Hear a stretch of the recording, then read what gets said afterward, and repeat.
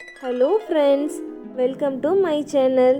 நம்ம இன்றைக்கி ரொம்பவும் ஹெல்த்தியான டேஸ்டியான ஜிகர்தண்டா வீட்லேயே எப்படி செய்கிறதுன்னு சொல்லி பார்க்க போகிறோம். ஜிகர்தண்டா செய்கிறதுக்கு 2 ஸ்பூன் அளவுக்கு சப்ஜா சீட்ஸை ஒரு பவுலில் தண்ணி ஊற்றி நல்லா ஊற வச்சுக்கோங்க. இன்னொரு பவுல் எடுத்துகிட்டு அதில் 4லிருந்து 5 பாதாம் பீஸுன்னு தண்ணி ஊற்றி நல்லா ஊற வச்சுக்கோங்க. பாதாம் பீஸுன்னு ஊறுறதுக்கு மினிமம் 4லிருந்து 5 மணி நேரம் டைம் தேவைப்படுங்க.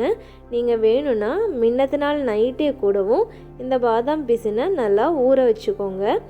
நான் இப்போ உங்களுக்கு 6 கிளாஸ் அளவுக்கு ஜிகர்தண்டா செய்யறதுக்கு தேவையான அளவை காமிச்சிருக்கேன். இப்போ இந்த பாதாம் பீஸினும் சப்ஜா சீட்ஸும் நல்லா ஊறட்டுங்க. அதுக்குள்ளே நம்ம ரோஸ் மில்க் ரெடி பண்ணிக்குவோம். ரோஸ் மில்க் பண்ண மிக்ஸி ஜாரில் 1 கப் அளவுக்கு சுகர் ஆட் பண்ணிக்கோங்க. அது கூட 1/2 கப் அளவுக்கு ரோஸ் மில்க் பவுடர் ஆட் பண்ணிக்கோங்க. வேணும்னா நீங்கள் ரோஸ் எசன்ஸ் கூட ஆட் பண்ணிக்கலாம். நான் ரோஸ் எசன்ஸ் எதுவும் ஆட் பண்ணலிங்க, ரோஸ் மில்க் பவுடர் தான் ஆட் பண்ணியிருக்கேன். அது கூட உங்களுக்கு தேவையான அளவுக்கு ஐஸ் க்யூப்ஸை ஆட் பண்ணிக்கோங்க. ஐஸ் க்யூப்ஸ் ஆப்ஷனல் தான், நீங்கள் வேணும்னா ஆட் பண்ணிக்கலாம். அதுக்கப்புறம் இதில் நல்ல காய்ச்சின பால் 1 லிட்டரு ஆட் பண்ணுங்கள். இந்த பால் ஆடையோடு ஆட் பண்ணால் ரொம்பவும் க்ரீமியாகவும் டேஸ்டியாகவும் இருக்குங்க. இப்போ நல்லா இதை கிரைண்ட் பண்ணி எடுத்துக்கோங்க.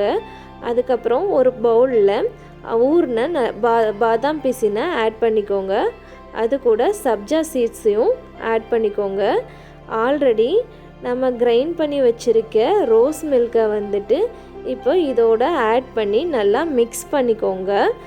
இப்போ நமக்கு தேவையான ஜிகர்தண்டா மிக்சர் ரெடி ஆகிடுச்சுங்க. இப்போ இதை ஒரு கிளாஸில் ட்ரான்ஸ்ஃபர் பண்ணிக்கோங்க. அதுக்கப்புறம் உங்களுக்கு தேவையான ஃப்ளேவர் ஐஸ்கிரீமை இது மேலே வச்சுட்டு கொஞ்சம் ட்ரை ஃப்ரூட்ஸும் ட்ரூட்டி ஃப்ரூட்டியும் இதில் ஆட் பண்ணி சாப்பிட்டிங்கன்னா வேறு லெவலில் இருக்குங்க. நீங்களும் வீட்டில் செஞ்சுட்டு எப்படி இருக்குன்னு சொல்லி கமெண்ட் பண்ணுங்கள். வீடியோ பிடிச்சிருந்தா லைக் பண்ணுங்கள், ஷேர் பண்ணுங்கள், சப்ஸ்கிரைப் பண்ணுங்கள். தேங்க்யூ.